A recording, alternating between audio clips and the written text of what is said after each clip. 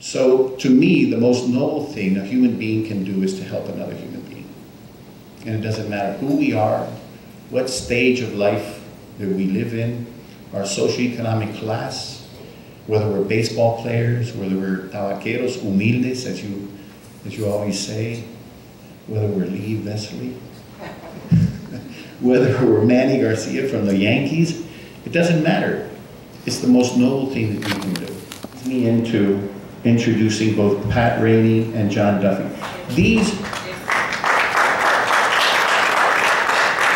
Before I put on the video, because I don't want to interrupt in a second. These are two people who had no connection to the Dominican Republic. None. I mean, I lived there. I've lived there all my life. Don Juan is Dominican. Carlito. Manny is a Latin. Lee is married to a Dominican. There's always some tie. But these two folk, nothing. Nothing. And here they went down against all odds and built a hospital in the South Shore of the Dominican Republic. And we thought, good Lord, these are the kind of people we have to say thank you. Carlito, please come up, and I'd like you to present with Pat and John. Please, would you please join me? It's very intimidating to be here with the baseball great Juan Marichal, and quite an honor. I'm from Oklahoma. I played for the Deer Creek Antlers.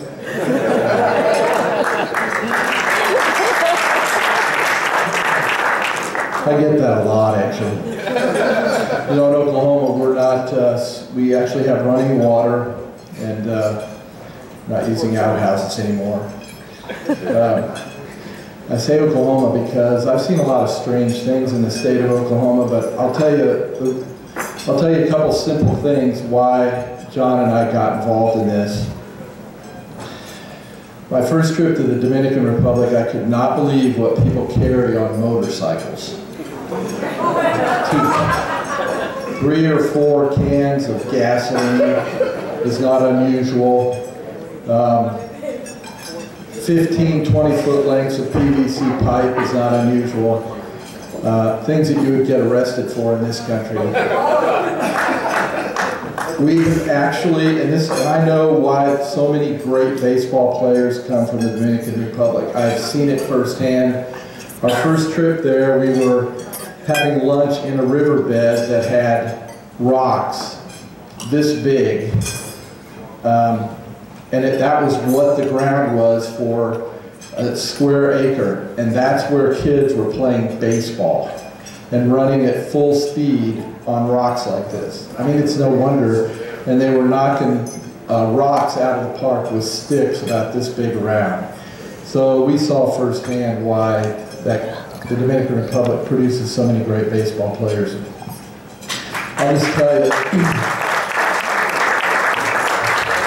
my wife Leslie and I saw things over there that just touched our hearts.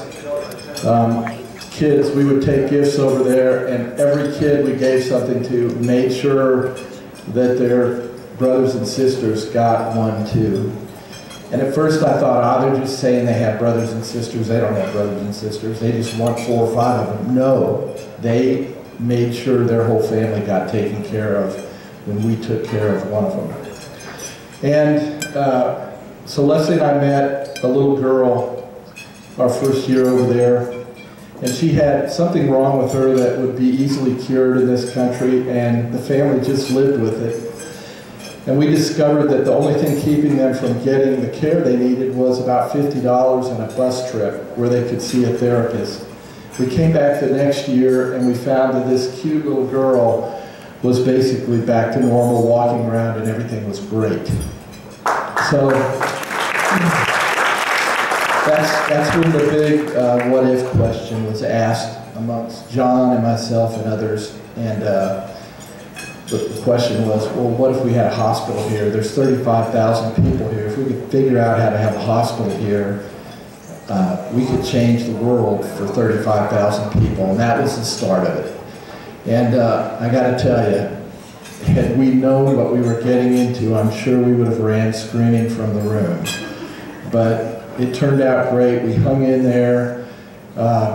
IDDI got involved, and then a whole bunch of people in the in our states, Rotarians, various groups. John and I went around hat in hand begging for donations, and we raised several hundreds of thousands of dollars to finish the hospital. And we're very pleased to be here. We're very grateful for this honor. And I can tell you, I represent hundreds of people in Kansas City who have given of their time and treasure to make this happen. Thank you very much.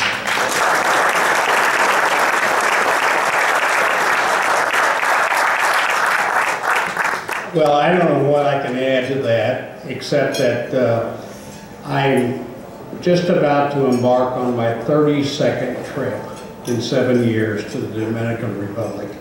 I have seen a hospital from rubble to the finish point, and it has been very gratifying. I want to thank everyone here for giving me this honor, although I don't deserve it, really. I don't feel like I deserve it, because I have had such great satisfaction in doing the project. I want to let you know how I got involved. I'm a Rotarian. I had been a Rotarian for a number of years, and joined the Rotary in 1972.